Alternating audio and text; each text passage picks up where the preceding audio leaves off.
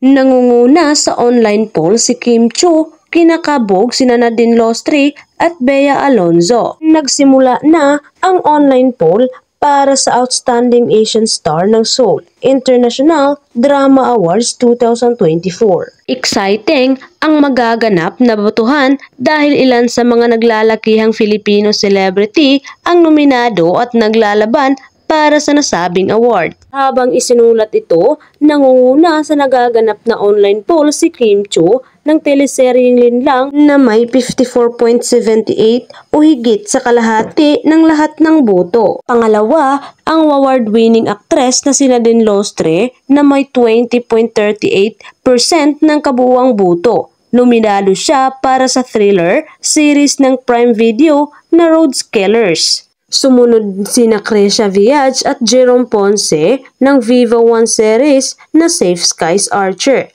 Bea Alonzo ng Vaio Original teleserye na Love Before Sunrise, at sina Dingdong Dantes at Rian Ramos ng Royal Blood.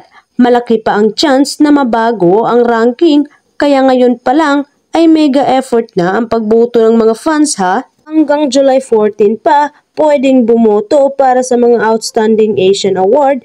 Mag-download lamang ng Idol Champ app para makaboto. Sa September 25 naman, magaganap ang awarding ceremony, dadaluhan ng mga naglalakihang Asian stars. Nitong nakaraan lang, sa vlog ni Bella, masaya nilang pinag-uusapan ang itinakbo ng showbiz career ni Kim Chiu, ngunit naisip ni Bella, paano kung hindi naging artista ang kanyang kaibigan? Sagot naman ni Kim Chiu, isa akong bank manager. Nagbibilang siya ng pera pero sa ibang tao.